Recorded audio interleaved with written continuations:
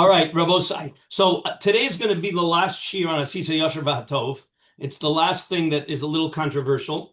But we're going to transition right into Kofin al Midas Dom. I should have told you to have Gemara's Bava Mitzia, but I'm sure everybody has. But first, let's open up Tur Reish Nun Tes, as I wrote on the chat. Reish Nun Tes Tur, and we're also going to see the Shulchan Aruch on Reish Nun Tes. We saw the Gemara about this, and we did this whole sugya a couple of years ago when we were talking about Hashavas Aveda. So I'm not going to go into all the details of Hashavas Aveda now, because I have marked off all the things we did, but I just want to zero in on one thing that is relevant to Asisa Yasher V'Hatov. Okay, and that is, let's start actually with on Reish Nun Tes in the Tur. So it's Gimel or Hay, depending on what you have on in the old Tur. It's on page Beis. In the new Tur, I'm sorry, it's page Beis. Rather, the very beginning of the volume. Reish Nun Tes is the first siman in the volume. Okay, so it's going to be either Gimel Hay Ketzad. The sieve starts with Ketzad. All right, everybody see it? Right. Okay. I think we can get started already. Okay, so Ketzad. Hamotze Mitzia, B'mokom sheYisrael Mitzuyin Sham, Chayv Lahachzir, Shelo Nisyashu Ba'alehem, and the reason why that's a function of Rov Yisrael Mitzuyin is because Yachshav Ula Yimtze'ena Yisrael V'Yachzir Li. The assumption is that if it's Rov Yisrael, a Jew assumes that Jews are going to do Hafshavas Aveda, and as long as it's a Davar Sheyesh Bo Siman, he's not Misyayesh.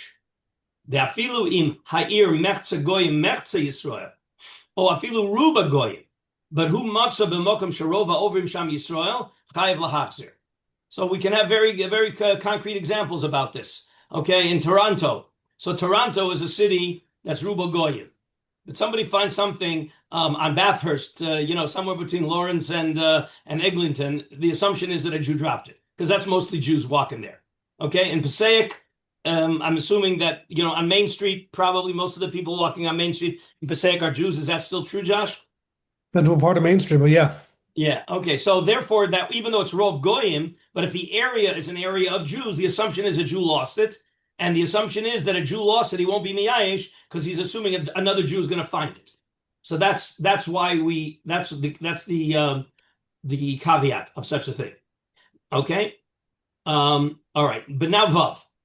Afilu im rov ha'ir goyim, o afilu rov ha'ir Yisrael u'matzah b'makom sharova ovrim sham. Even in a city in theory where it's mostly Jews, or Jerusalem is mostly Jews, but if you find something on the floor in the Christian quarter in the old city, probably wasn't necessarily lost by a Jew, and if it was lost by a Jew, the Jew in the Christian quarter or the Muslim quarter is probably going to be Misyayesh. Okay, matzah b'makom sharova ovrim sham goyim eino chayev. It's Harei Elu Shalo, because the assumption is that it was either lost by a non-Jew, or even if it was lost by a Jew, that the Jew who lost it was Miyayesh, because they're not going to return it. Afilu im Yarashem Yisrael Nafla, even if you know a Jew lost it. Daniel, you had a question already. Yeah, I just want to do it. Is that even if it has a siman? We're only talking with the siman. If there's no siman, then of course you're allowed to keep it. Right. Wow. So I'm surprised. It has. Well, wait. Why are you surprised? The assumption is it, well, let's go step by step. Do you think it's a reasonable assumption that a Jew is Miyayesh? If it has siman? If you lost your wallet with a siman in the Muslim quarter in the old city, you think you're going to get it back? In the Muslim quarter, no, but in the Christian quarter, maybe yes. Okay. And again, that already gets to the... Different Matthias. A lot less people walking there, so... Okay. No, but again, that gets to now. We talked about this when we were doing Hashavas Aveda, that it's very possible that today in Yankee Stadium or Dodger Stadium, a person loses something. He's not right away Miyayesh because there is such a developed lost and found system, and Goyim today do return. So it could be he's not Miyayesh. Okay. But we're talking either in a system where the assumption is I'm not going to get it back. Right. Okay, because the person who found it's not going to return it. And therefore the assumption is that the Jew was Miyayesh, and therefore you're allowed to keep it even though it has a siman. Okay, right. Vafilu yara shem Yisrael nafla v'yesh ba siman shevada nisyashu abaylim. Ukigon We always need to assume that the person knows about it right away, because otherwise you'll get into a problem of Yeush Shalom Midas. So we want to avoid the problem of Yeush Shalom Midas, because we paskin like Abaya that Yeush Shalom Midas lo havi Yeush. So therefore we need to assume that it's the kind of a thing that the person who lost it would probably know right away that he lost it. Okay. Lefikach. Hamotze chavish shel yayin be'ir sharuba goyim. So if you found a barrel, right? You found a bottle of wine with no label on it, no label, no hechsher, nothing. So you found it. You're allowed to assume if the city is ruba goyim, tolen osa b'shel goy, v'hayayin osa b'hana, because we have to assume it's goyish wine. But a kankan mutter. But the barrel you're allowed to use. The wine you have dafka. It's a da'aka, because you assume that the wine belonged to a non-Jew. Because of that, A, you're not allowed to drink the wine, and B, you're allowed to keep the barrel, because the barrel was also belonged to a non-Jew, and therefore I assume that it's a non-Jewish barrel. I'm allowed to keep the barrel. But what happens if after I found the barrel of wine, after I found the bottle of wine unlabeled, but Yisrael ben Nasan basimin, the Jew definitely identified the fact that the barrel was his, that he lost it. It was his. And he gave you a special siman on the bottle, a unique kind of a siman, something at the bottom that he proves that it was his. So guess what? Az v'vaday shel Yisrael he. So then I assume it was a Jewish bottle of wine, and nisyashu mimena, and he must have been yayish because it was lost in a place where it's ruba goyim, and therefore he never expected to get it back, and therefore muter b'shtia lamotzo. So the guy who found it is allowed to drink it because the siman that the Jew gave you proves that it was Jewish wine. Im Hiroshima, obviously it's got to be a sealed bottle, because if it's not a sealed bottle, right, then of course you got to worry that even though the Jew lost it, maybe Bein Time and non-Jew touched it. So we're talking here about a sealed bottle of wine lost in a place where it's ruba goyim. You're allowed to keep it for the bottle, not allowed to drink it because it might be a non-Jewish wine. A Jew gives you a siman, he's now clarified that it is Jewish wine, as long as it's sealed. You're allowed to drink it. Do I have to give it back to him? All right. However, as we said in the Gemara, he doesn't have to give it back. Why don't I have to give it back? Because the Jew is vada miyayish. And therefore, it's ironically, is that when the Jew doesn't give a siman, I can't drink it, and I can keep the bottle. And when a Jew gives a siman, I can drink it and keep the wine. Daniel, question.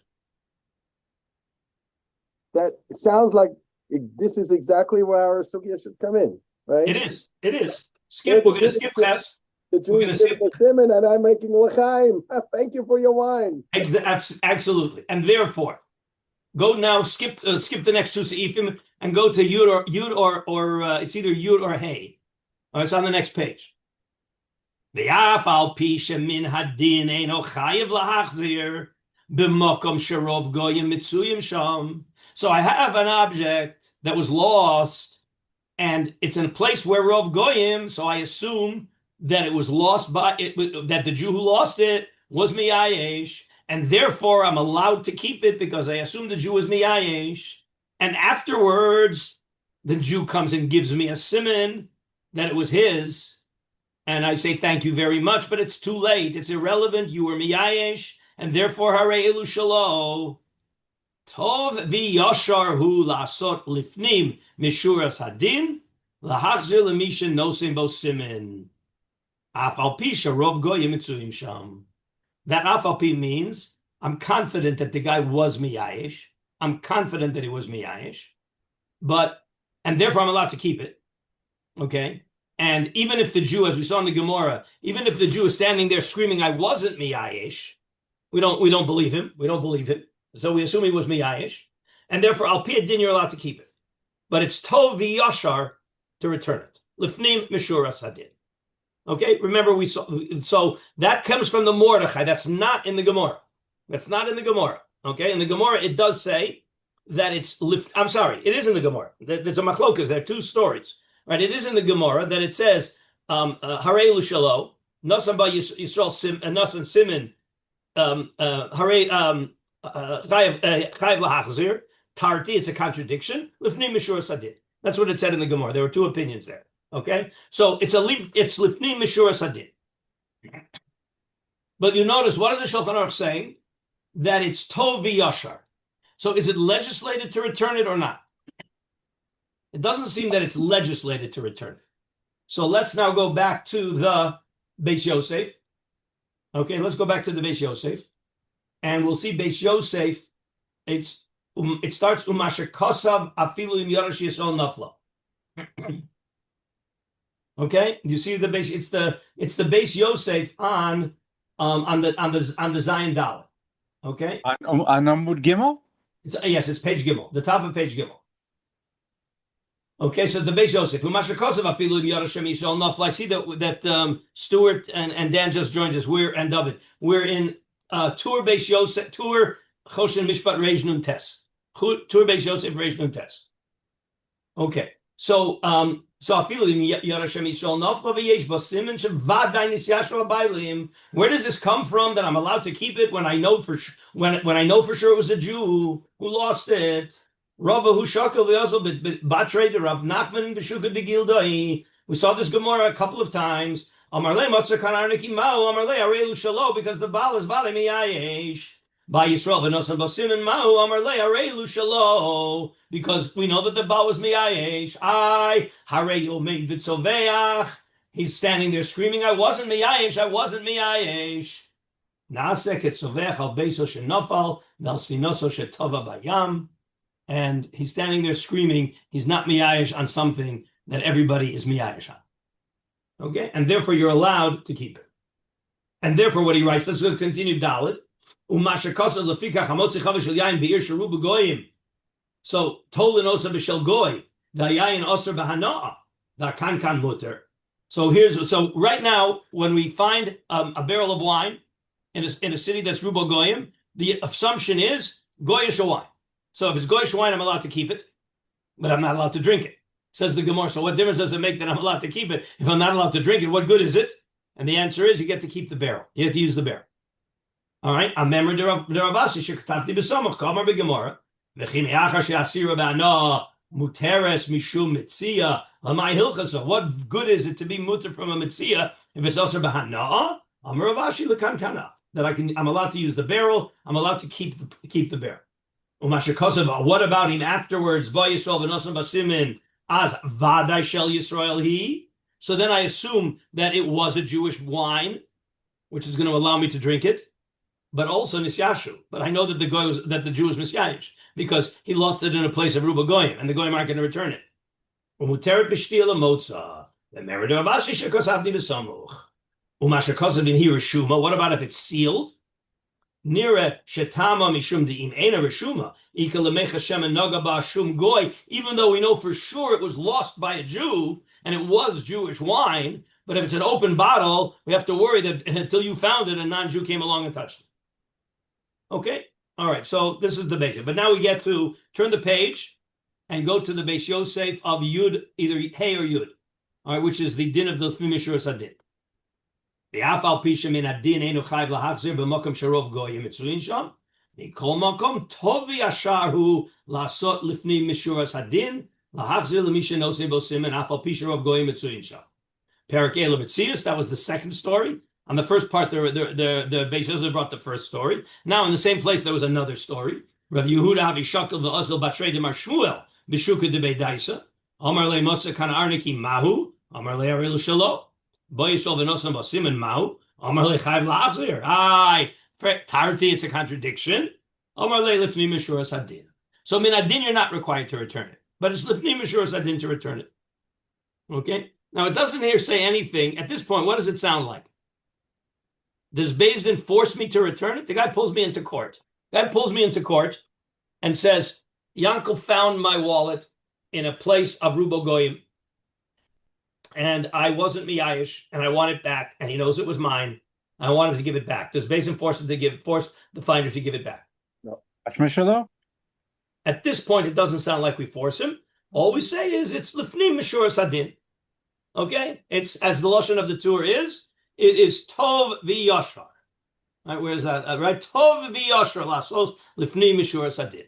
But Okay. I'm gonna ask my regular question. What's with the mitzvah asisas yosher satayv? It's a That's a great that you're going to ask your standard question, and I'm going to give you the standard answer. It is not enforceable in Beis Din. but it's a mitzvah minat Torah. Yes, it is. So it's putting on tefillin. Yeah, You have guys who don't put on tefillin in Toronto? we have a few. Yeah. If there was a Beis Din, would they knock on the door with a sledgehammer and say you better put on tefillin or we're going to beat you up? Okay, so what you're saying is that the basin doesn't have the right to enforce a mitzvah deraisa, period. Is that news or is just you're bothered by because you don't mind that they don't enforce tefillin, you're just bothered that they don't enforce asisa yosher v'atov. Well, somebody's losing out. Somebody's losing out in this particular case. If somebody doesn't put on tefillin, it doesn't hurt anybody. But if somebody doesn't return a fellow Jew's wallet because he lives in a Ir Sheruba Goyim, there's damages there. No, there's not. The minute the I hear what you're saying. I hear exactly what you're asking. You got to realize the minute the Jew lost it in a makom, she rubo goyim, was he miyayish or not? Let me ask that question. Was he miyayish? He says he's not miyayish. Yeah, but that's like a guy saying I'm not miyayish on my house that's burning down. So we don't accept that. So we assume he was miyayish.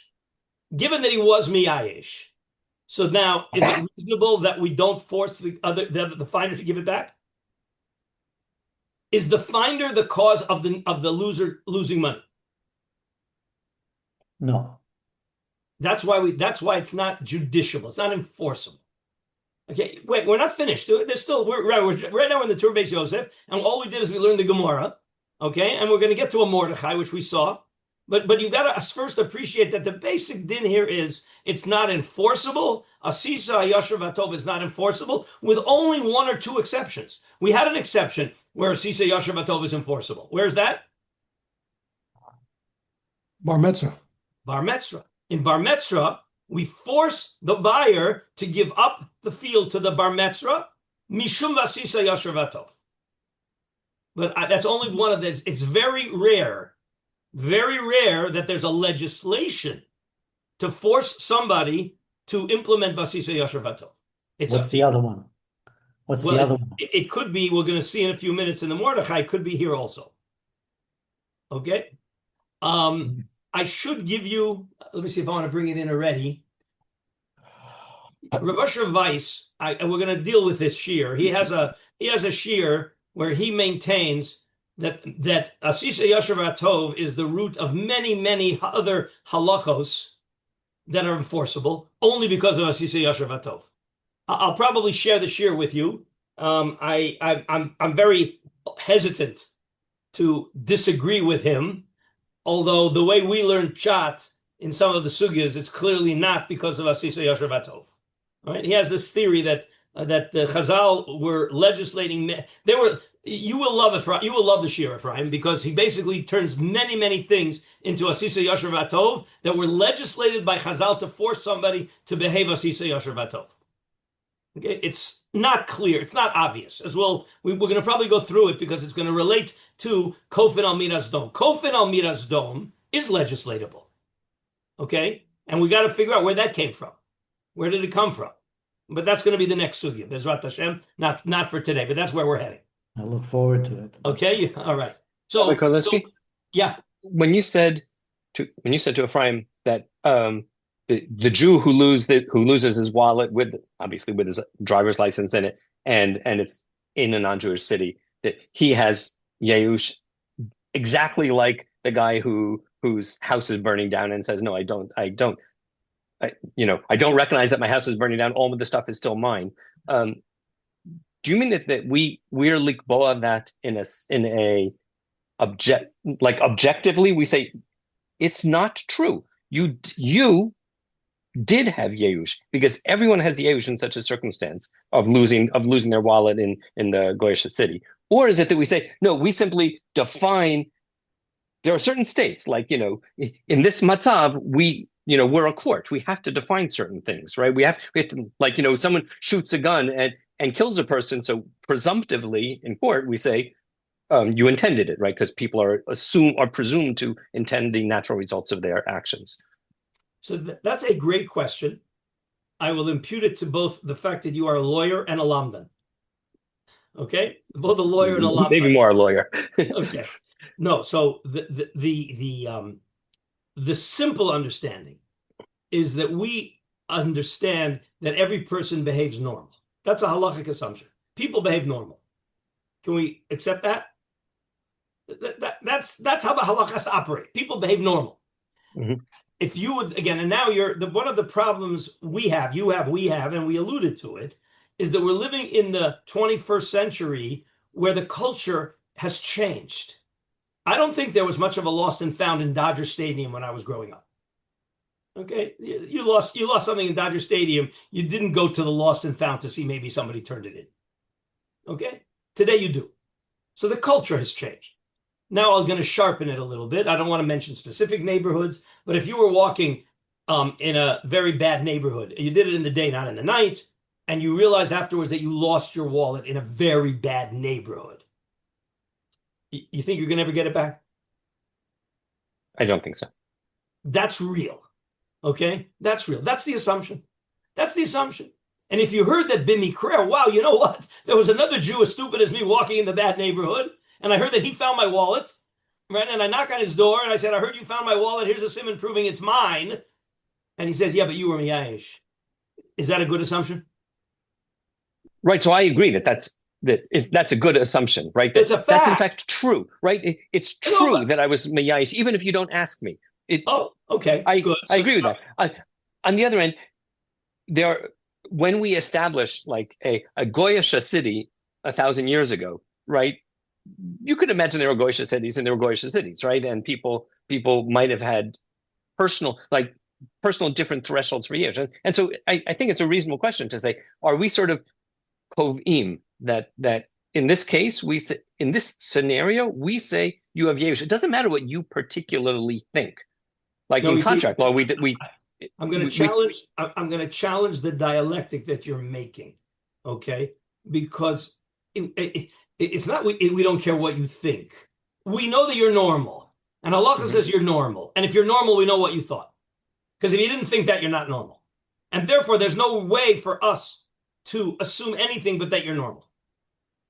Right, but let's assume that we all know there are 2% of people who are extra chassid, 2% of people who are extra rasha, and some people are extra confident, right? Like lo liyayesh klal, right? There are people like that, right? So a person like that, right, who says never. There are people. I mean, we know them. They have big payot and they're not meyayesh.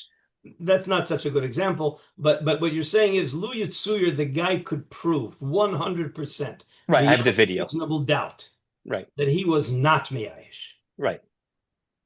Could be, according to the Gemara, then you might be chayiv to return it. But there's no way for that to happen. Fine. Okay. Thanks. That's the point. In other words, that's why I don't even want to I don't want to respond to the question because it's completely theoretical. And therefore, when we say, it's not that we really don't know what he does, but we have to make a halachic pronouncement that that's the situation. Mm-hmm. No, we're not so arbitrary. We're not so arbitrary. We assume normal. And normal, that's what a person is going to do. And therefore, when you say you behave not normal, we don't believe you. We say you're only saying it to get your money back. You're a liar. Right. Okay. Yeah, Josh. Just to sort of push Ephraim's point a little bit, just take it down a road. We can go there or not. There is a concept by Corbin, Kofin Oso on a mitzvah say Achiyom Rotzani. Yes. So the question is, might a beis din in a certain time be kofis somebody for a sisa yashav hatov? The answer is no, because you're bringing in again, until we get to the Mordechai, you're bringing in a case, something that's not comparable. Okay, I'll explain to you. Beis din is only kofin oso achiyomer rotza ani when al pi halacha he has to do it. Okay, but if al pi halacha he doesn't have to do it, and beis din beats him up to do it, it's a forced get. But isn't tefillin also? He's forced to do it. He's obligated to do it. Nope. Who's obligating him? Who's obligated? God is obligating him. Okay, but in the get case, he's obligated towards the woman to give her the get. That's It's true, not but between- but we learned this out from a template case of Corbin. The source of Kofinos was actually Corbin. because good, you're asking a great question, but let's see if you can figure out the answer yourself. Okay, so I guess at that point, Hekdesh is Tovea. You got that. I knew you'd figure it out yourself. Okay. In other words, there are two parties here. There's somebody standing to you have an obligation to, and you're refusing to do your obligation. Then we could force you. Just like, by the way, if I owe you $100 and you pull me into court, and the court says, Karlinsky, you got to pay, and I fold my arms and I say, I ain't paying. Does the court force me to pay? Yes. Yes. There are things that the court forces you to do because it's a bilateral relationship. Okay? But here, Asisa Yashar V'Hatov is between you and God, so to speak. In other words, it's legislating what kind of behavior you have to have. Nobody can pull me into court and demand, and let's go back. I was going to do it anyway today, but we won't see it inside, but I'll just remind you of the Ramban. We started with the Ramban in Kedoshim Tiyu and Asisa Yashar V'Hatov, is that it's a din that's very individualized. Right? You remember the Ramban said that the Torah can't legislate for every possible situation because there are a lot of gray areas, and the Torah gives you guidelines how you're supposed to behave. Right? Don't be a novel b'shus HaTorah. Don't be somebody who doesn't leave any dollars on the table. But at the end of the day, that's not judiciable. If it's not judiciable, then it's not enforced by the court. Putting on tefillin is not judiciable, okay? But a woman who deserves a get, that's judiciable. And therefore, when there's something judiciable and the guy refuses to do it, the court forces it. Asisa Yashar V'Hatov is not judiciable. Understood. Okay. All right. Ephraim, you still want to weigh in? Yeah, but coming back to our case of Hashavas Aveda, there is a third party involved. It's not like tefillin between you and God. Hashavas Aveda is there's a real person here who never lost his wallet. He had all his savings in the wallet. He is going to lose his house and his whole family, just to make it point extreme, because he lost his wallet. And there's a guy sitting across the table from him who hasn't. And the Mordechai, as we will see, the Mordechai empowers the court to force the finder to give it back. In the situation you just described, the court, but that's a chiddush of the Mordechai. Okay. And we'll see. Let's get to it, okay? But you probably remember. When we say it's a chiddush of the Mordechai, does that translate into halacha l'maisa or not? Hold for this. Let's get to the Shulchan Aruch. Okay. Right, we'll get to the Shulchan Aruch. Okay. Okay, yeah. fine. You'll like where the dust settles, but you have to understand that it's a unique situation, and the Mordechai introduced the idea, which most of the poskim buy into, but there are poskim who don't. In other words, at the end of the day, Asisa Yashar V'Hatov is up to the individual. Okay, and the court could say, you know what, the guy who doesn't want to give it back, we won't give him shlishi on Shabbos. We won't give him any kavod. We may not want to do business with him anymore because you're a low-life pig. Okay, but that's not judicial. Okay, that's social consequences. Okay, which would be very legitimate, by the way. In other words, the guy who is taking advantage of a technicality in halacha that the court can't force, it's very likely that the community can put social pressure, which would be legitimate, assuming that it's appropriate. Daniel, you wanted to say something? I just wanted to, but Mistama, we dealt with this. That basically, Asisa Yashar V'Hatov, it's a ben adam l'makom, it's not a ben adam l'chaveru. That's what comes out of this discussion, basically. Even though it involves the chaver, but ultimately it's between God and me, just like the tefillin are between God and me. I'm going to invoke a very deep idea of the Maharal. Okay? The Maharal talks about shleimus. I think I've mentioned this once. It's a very important Maharal. He says it a few times, but it's really concretized in the introduction to Pirkei Avos. There's a Gemara that says, Man de boy lemehevi chasida. Person wants to be a chassid, meaning a pious, which means beyond responsibility. Okay, and there are three answers given. Okay, right? Lekayim mili de brachos, mekayim mili de mezikin, and mekayim mili de avos, Pirkei Avos. And the Maral says each of those is talking about a shleimus of the person in a different direction. A person has to have shleimus ben adam lamoko. That's mili de brachos. A person has to have shleimus ben adam lechaveiro. That's mili de nezikin. And a person has to have shleimus ben adam leatzmo. That's pirkei avos. What kind of a person are you? Midos is what kind of a person are you? And therefore, I would maintain that vasisa yashar vatov is a demand ben adam leatzmo. HaKadosh Baruch Hu is the Kedoshim Tiyu. Kedoshim Tiyu is God telling you, I, God, want you to be this kind of a person. But that's a ben adam leatzmo. And that's why it's not judiciable. Okay? When it turns into a ben adam lechaveiro, maybe then the court can step in. It's just maybe which is what maybe is motivating the Mordechai, which we will see. But the basic din of Asisa Yashar Batov is not judiciable because it's not ben adam lechaveiro. It's ben adam. I understand it's ben adam leatzmo. What kind of a person are you? Okay. In other words, this goes back to Kedoshim Tiyu and Asisa Yashar Batov Ephraim. The Torah is commanding what kind of a person are you? Who decides what kind of a person I am? Me or the court? Of course, me, but sometimes you need a little help from the court. Okay. You know what? That's not so precise. It's not so precise. The court cannot, again, as long as your behavior is not illegal, the kind of a person, that's exactly what the Ramban was saying in Kedoshim Tiyu and Asisa Yashar Batov. The alternative to Kedoshim Tiyu is Naval, Birshut HaTorah. You are within the confines of halacha. What I like to call, in the modern terms, we would call what the Ramban says, Naval Birshut HaTorah. I call modern times a glot kosher hedonist. You indulge in every hedonistic activity with a glot hechsher, with a glot kosher hechsher. You didn't violate anything.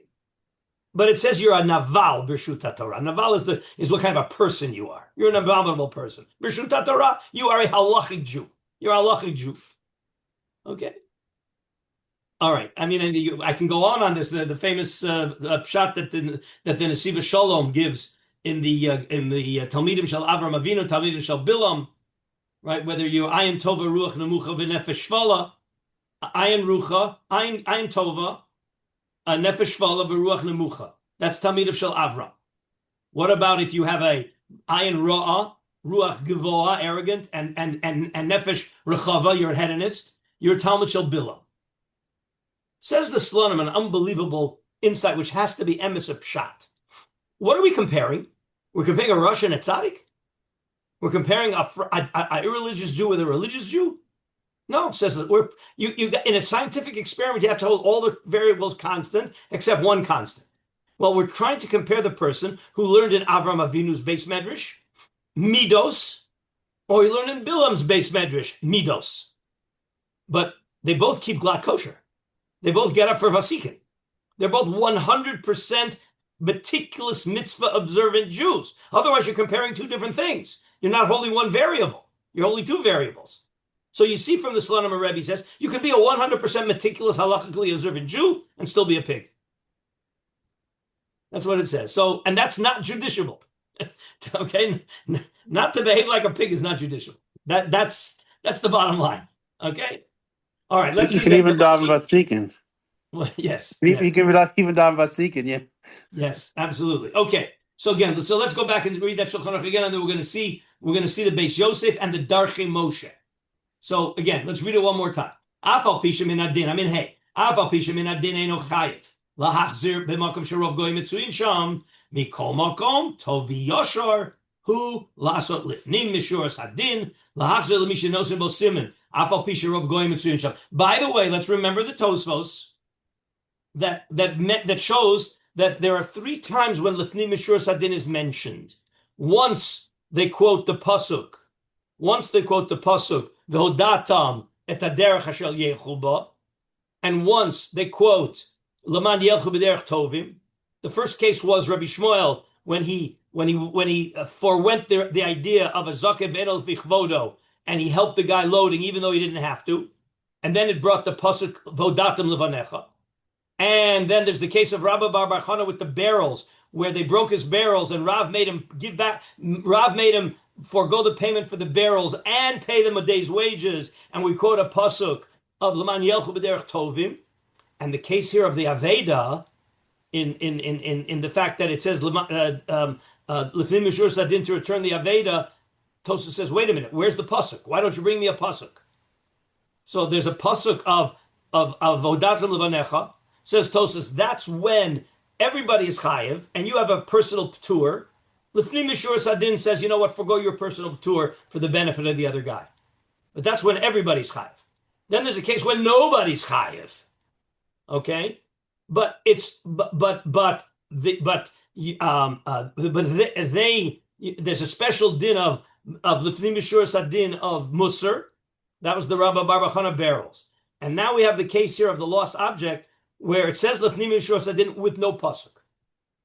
Says Tosas, why don't they bring a pasuk? Says Tosas, they don't need to bring a pasuk. This is logical. What's the logic? What's the logic that you should go L'fnim Mishur Sadin? Because at the end of the day, if you don't, you made money off of the other guy. And this is basically what's irking Ephraim. Okay? Is that at the end of the day, if I don't give it back, he lost and I made money. If I give it back, he didn't lose and I didn't make. Isn't that a nice thing? Okay? And therefore says Tosas, I don't need a pasuk for that. That's L'fnim Mishur Sadin. Again, we would say V'asisa Yasher V'hatov. But without, and the Gemara doesn't even quote that pasuk. So Tosas understands that there's a logic there. That if you're not that you shouldn't make money off of the back of the other person. But you're allowed to. It's technically okay. Let's just see the Beis Yosef and the Darchei Moshe on this. So says the Beis Yosef. I think we read this already, right? Yes. Okay, that's the Beis Yosef. Take a look at the Darchei Moshe. It's letter Beis. Okay, it's letter Beis. And he's being medayik what it says. What does it say? It says, Mikol makom tov v'yosher lasos l'fnim mishur sadin. Says the Darkei Moshe, mashma, delo kaifinan le. You can't force it. That's what it says. It said, the halacha says it's tov v'yosher. By definition, that means you can't force it. V'chein posak ha'ashri. The Rosh says the same thing. V'yeshel b'tzias. Delo ka Mordechai. Shekosav sham b'shem Ravon v'Ravya. The kaifinan le lasos lefnim mishur sadin. The kosav hadalo kaifinan lahachzir lamatzil mizuto shel yam. That's also a kind of a lost thing. Mishum lasos yasher batov. My redafke ba'ani hamatzil ubalaveda ashir. Here's where it came in. When do we not force the lefnim mishur sadin? When the loser is wealthy, the finder is rich. I got to go back, and the finder is poor. And without L'fnim Mishur Sadin, the finder is going to keep money that he really needs, and the loser is going to lose money that he can do without. So then we say we're going to make it al pidin. The finder can do L'fnim Mishur Sadin, but we're certainly not going to force him to do L'fnim Mishur Sadin. And therefore continues the Darchei Moshe. V'imkein afil l'man di'amar de'lo kaifin and al zeh. V'kol makom l'meidin de'matzil zuto shel yam is be mishum asiyas hatov v'yashar. Again, the zuto shel yam is the extreme case where the guy has no hope of ever getting it back. It's called avuda it's avuda me'atzmo miyad kol adam. That takes us back to our hashavas aveda sugis. Anyway, so you see that it's a machlokas rishonim or later poskim. Do we force lifnim mishur sadin? And the limit, we don't force lifnim mishur sadin unless there is some special circumstances that would justify forcing lifnim mishur sadin. Okay, I'm sorry, I got it backwards.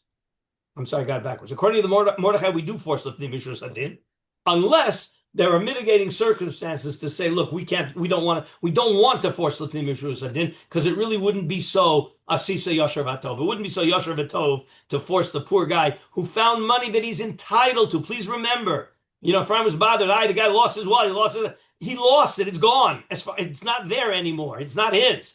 Okay, but we could force the guy who found it to reinstate it if the guy who lost it really needs it. Okay, otherwise you lost it, and that's the way it goes. Let's open up the Shulchan Aruch and see this inside Halacha L'Maisa in the Shulchan Aruch. There isn't going to be a lot of new stuff, but what we will see is that the Shulchan Aruch paskins Halacha L'Maisa like this. Okay, so again, we're in Reish Nun Tes. Reish Nun Tes, and we want to jump right to Siman Gimel. Reish Nun Tes Siman Gimel. Okay. So says the Mechaber.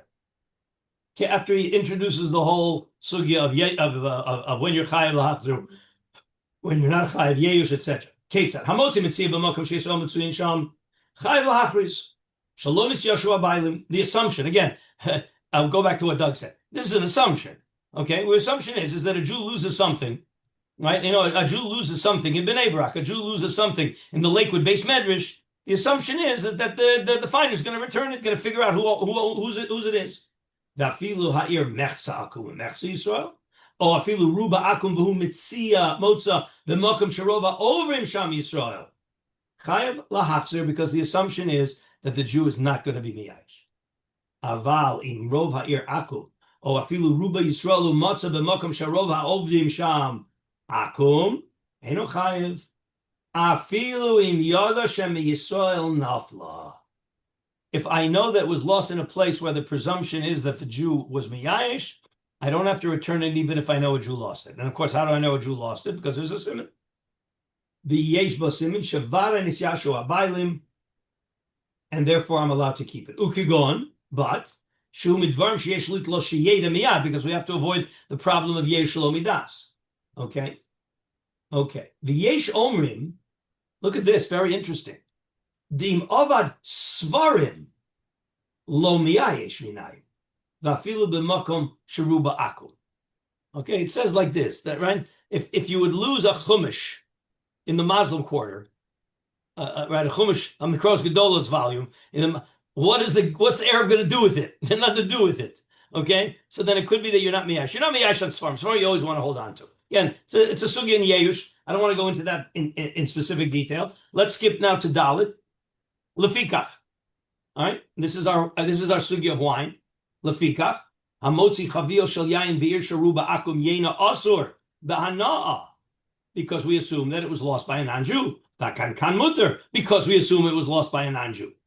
The imba Yisrael v'nasan b'simen, then vadai shel Yisrael he. So we know it's Jewish wine. V'nisyashu mimenu, because it's a place of ruba goyim. Umuteres lemotza b'shtia, because now I know it's Jewish wine.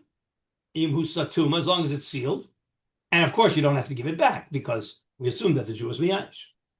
And then can now, hey, afal pi shemin adin b'makom sharov akum mitzuyin afilu nasan Yisrael b'simen eno chayv lahachzir tovi ashar lasot lifnim mishuras hadin lahachzir liyisrael shenasan b'simen. Those words clearly, that was what the Darchei Moshe proved. The fact that it says Tov v'yoshar lasos lifnim mishuras hadin means we don't force lifnim mishuras hadin. It's tov v'yoshar. It doesn't say chayiv to behave lifnim mishuras hadin. Okay. So on that we want to just jump to the Sma, which is on the inside of the page. Sma letter Yud Beis. And we want to see the Sma letter Yud Beis. Everybody see where I am? So lifnim mishuras hadin. The Asmechua Akra. Remember, what pasuk did the Gemara quote about chayv lahachzir if the Jew gives a siman lifnei mishur sadin? What pasuk did the Gemara quote? I think that's a derech. Nope. That was in Rabbi Shmuel. That was in Shmuel foregoing his exemption of zakin levein of hichoda. You guys got to review that Tosfos. What pasuk did we quote in the Gemara about lifnei mishur sadin to return the lost object? No pasuk. No pasuk. No pasuk. So Tosa said, because it's logical. Somehow or other, the Sma doesn't like that. Sma wants to have a pasuk. Well, the Torah says you gotta give it back. Lifnim mishuras hadin. Because remember, in the Gemara it says you gotta give it back. Lifnim it says chayav lahachzir. How could I be chayav lahachzir? Lifnim mishuras hadin. So it sounds like you're chayav. By the way, chayav doesn't mean that Beis is going to enforce it. It means you're chayav. So the Sma says, I got to have a pasuk for that. To make me chayiv, how do you make me chayiv? Says the Sma, V'asmechu akra d'ksivu, hadatem lahem es haderech asher yelchu ba, v'esamas asher yasun, kedisa b'gemara, daf lamed by Rabbi Shmuel. So he's tying it back to the minute you said Lifnim Mishuras Hadin, which is what we said about Rabbi Shmuel. Lifnim Mishuras Hadin has to be a pasuk, and the pasuk is Hodatem Lahem Es Haderech Asher Yelchu Bo. Okay, this is right. Okay, the Darshu Es Hamasa Asher Yasun Zu Lifnim Mishuras Hadin. Okay, so he is saying that din in the returning the lost object, it's not a Sisa HaYashar V'Hatov. It's not. It's the pasuk of legislating Lifnim Mishuras Hadin. That's what, and remember what the Gemara said, is it Lo Chavar Yushalayim because they didn't behave Lifnim Mishuras Hadin. So again, let's make a distinction now. According to this, there is a distinction between Asisa HaYashar V'Hatov and Lifnim Mishuras Hadin. Let's think subtly. What's the difference? Listen to the words. Lifnim Mishuras Hadin. What am I starting with? Din. There is a din somewhere. Din. And now we say, you know what? There's din. And you can go a little bit over the line of the din. And the pasuk can tell me that. And that could very well be enforceable. It might be enforceable. Asisa Yashar V'Hatov, that's a different system. And Chazal could come along and say, we are going to legislate for the Jew to behave Asisa Yashar V'Hatov under certain circumstances, like they did with Bar Metzra. Okay? But Lifnim Mishuras Hadin, by definition, can't be judiciable. Why can't it be judiciable? Because if it was judiciable, it'd be the din itself. The din is the din. By definition, if it's Lifnim Mishuras Hadin, it's not judiciable because it's Lifnim Mishuras Hadin. Now, the Gemara does say that that's why Yerushalayim was destroyed, is because they only paskened, even though according to some of the Meforshim we saw there when we learned that Gemara, it was that the people insisted on din, not that the Dayanim didn't pasken Lifnim Mishuras Hadin, because a Dayan is not allowed to pasken Lifnim Mishuras Hadin. It's the person that has to go, I'm going to forego din and go Lifnim Mishuras Hadin. Okay? Anyway, but let's just see now what else. There was one more thing I wanted to see here. Or not. No, okay, that's basically it. So we had the Mordechai that said that when the loser, so again, there's a Sisa Yashar V'Hatov, there's Lifnim Mishuras Hadin, okay, and according to the Gemara, according to the Gemara, he said, what do I have to do if a Jew gives a simon? It says Chayiv Lahachzir, meaning you have to behave Lifnim Mishuras Hadin, okay, and the Tosas gave the reason because you shouldn't get benefit on his again when he's losing. Reinstate it so that it doesn't cost you anything to behave Lifnim Mishuras Hadin. But said the Mordechai, but if the finder really needs the money and the loser doesn't, so then he's not required to behave Lifnim Mishuras Hadin. It sounds like, and I'm surprised I can't find it here, but it sounds like, and we saw that in the Darchei Moshe, that that there might be opinions in the Rishonim that say kaifinin, we're going to force the guy to return it, and that seems to be according to the Mordechai, we're going to force the guy to return it. It's only the only time we won't force the guy is when the loser is rich and the finder is poor. That's the only time we will not force the guy. Otherwise, we're going to force the guy. Which Ephraim, this is really where you want it to end up, right? You want it to end up there. Because at the end of the day, this is what Tosas said, at the end of the day, you really shouldn't benefit at the other guy's expense. And if you returned it, you didn't lose anything. And if you don't return it, he lost. That's the Tosas' logic. And Tosas does it without a pasuk. Tosas does that without a pasuk. Okay. Do you guys have Bava Metzia? I want to get started on Bava Metzia because we're going to transition very naturally into Kofin al Minas Dom, which is really an evolution from Asisa Yashar V'Hatov, or maybe not. We'll have to see. All right, so let me just. I didn't bring up. Oh yeah, I have my. What did I do with my Bava Metzia? Oh, I brought it. Yeah, here it is. Okay. So here, Rabbi, could I just ask one more time for this summary line? When the loser is a poor person and the finder is a wealthy person, then we're going to legislate the return? Guess what? Even if they're equal, we're going to legislate the return. Even if the only time, again, it sounds from the Gemara like we're going to require the finder to do Lifnim Mishuras Hadin. There's one exception. That's when the finder is poor and the loser is rich. We won't require lifnei mishur sadin. When the finder is poor and the loser is rich, then we will not require lifnei mishur sadin. We will let the finder keep it because the din is, remember, it's din. The din is, it belongs to him. Right. So it belongs to the finder. And we're taking, at the end of the day, we've got to realize we're taking away something that belongs to the finder and giving it to the loser to whom it doesn't belong. You have to appreciate that. Right. Even though to the multimillionaire, a million is still also a million. I'm hoping that the multimillionaire did not lose $1 million on the sidewalk. Yeah, we're talking about him losing $30. Okay, anyway, again, you got the principles. Okay, so here's what we need to do. In Bava Metzia, we need to see, so we need to open up a Mishnah. We're going to start with today we're going to only do the Mishnah, because even though the Mishnah doesn't have anything directly to do with Lifnei Mishuras Hadin, it's going to serve as the springboard for an important discussion. Oh, I know what my problem is. It's not in Bava Metzia, it's in Ksubas. That's why I can't find it. It's in Ksubas. I'm sorry. Pull out Ksubas. Ksubas Kuf Gimel is the Gemara. I'm sorry. Kuf Gimel in Ksubas. But we need to see the Mishnah in the beginning of the 12th chapter. So you want to open up the Mishnah on Kuf Beis, on Kuf Aleph. Kuf Aleph Amud Beis. That's what we're going to see today. This Mishnah is going to set the framework for a very, very interesting court case. All right? Nothing to do directly with this, but the principle that we get out of this Mishnah is going to be applied, or tried to be applied, to a completely different case. So it's Kuf Aleph Amud Beis. And again, today I just want to finish the Mishnah so we know what we're talking about, and I'll point out the Chiddush that we need to focus on.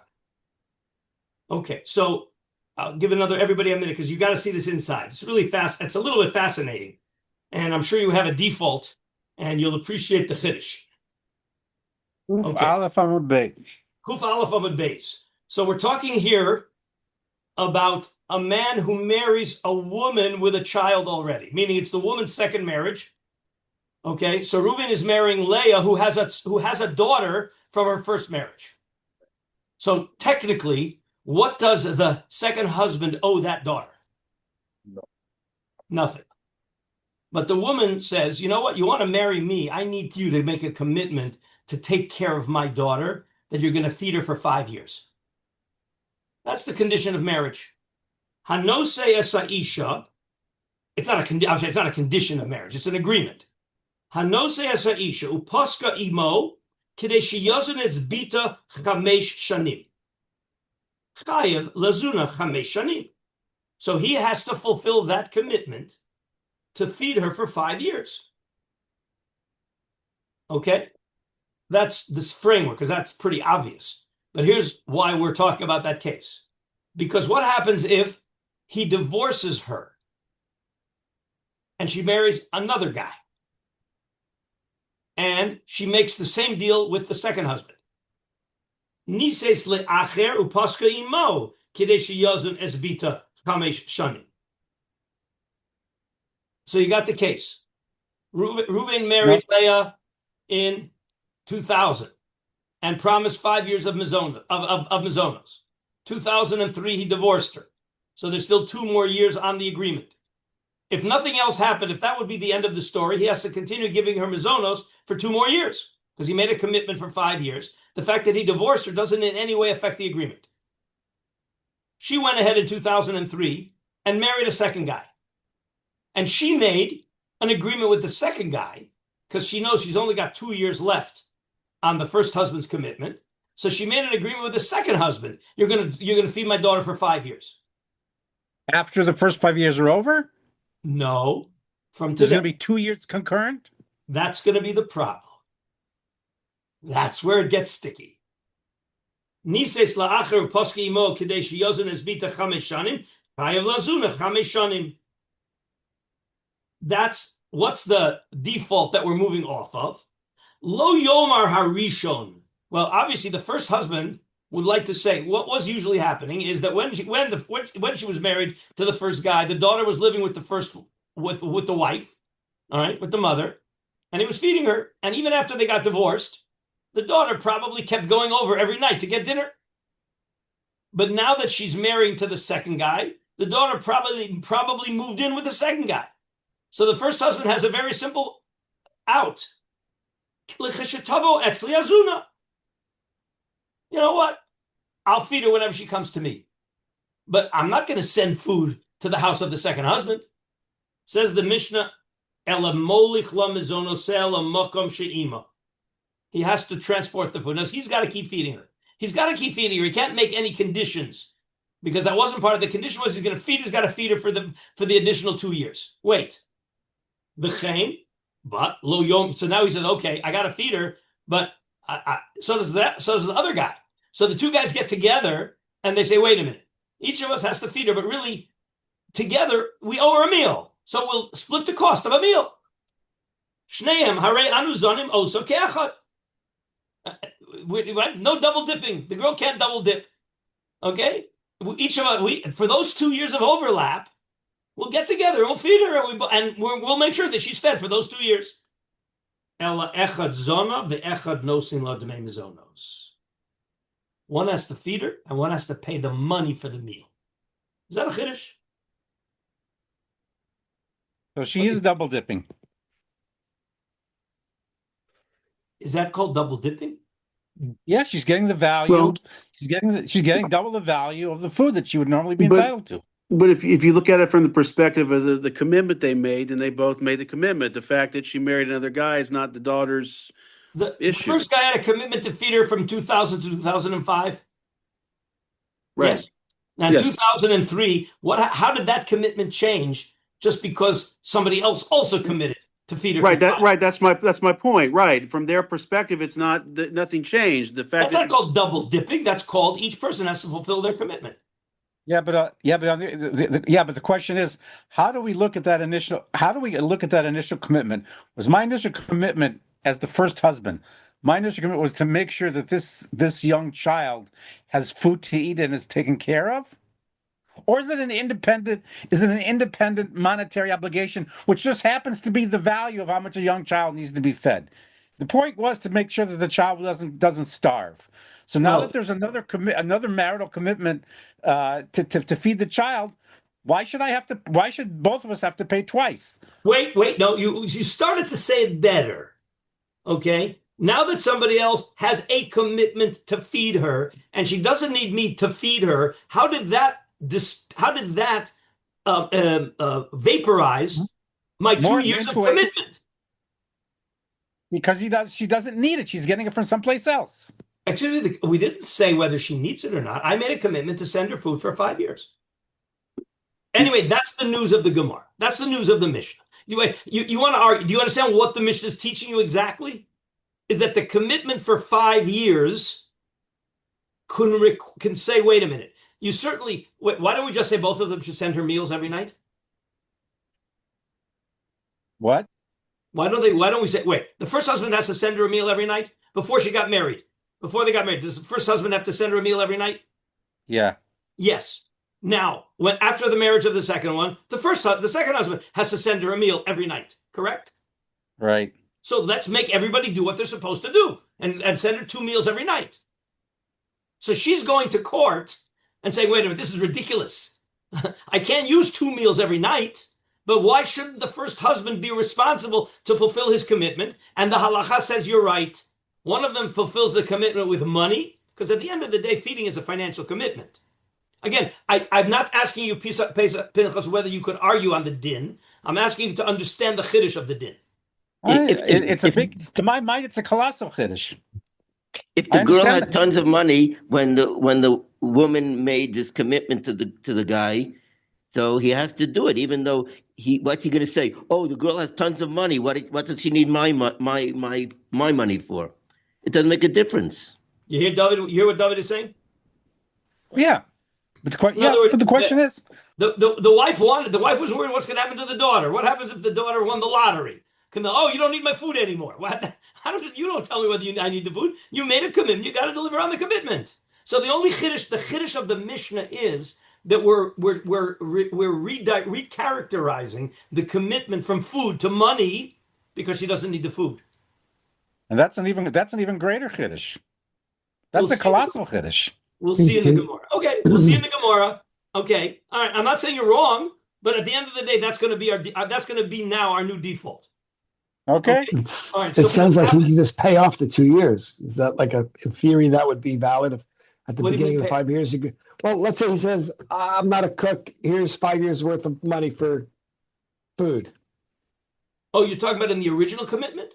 Well, just go to the extreme. But now, certainly when the divorce happens, he says, I don't want this interaction. Here's 2 years worth of value, money. I'm writing a check to let you go. Well, no, it's the opposite. What if she does? Okay, we'll pick this up. We'll pick this up on Sunday. But now you know the battle. Now you know what we're going to be talking about, and we're going to see how this has. What does this have to do with Kofin al Midas Dom? It's one of the few times in the Gemara that it says Kofin al Midas Dom in a new case. There's going to be a completely new case on Kuf Gimel Amud Aleph. A new case on Kuf Gimel Amud Aleph. So that's where we're going to go, and we'll be spending time on that with a very complicated Tosfos.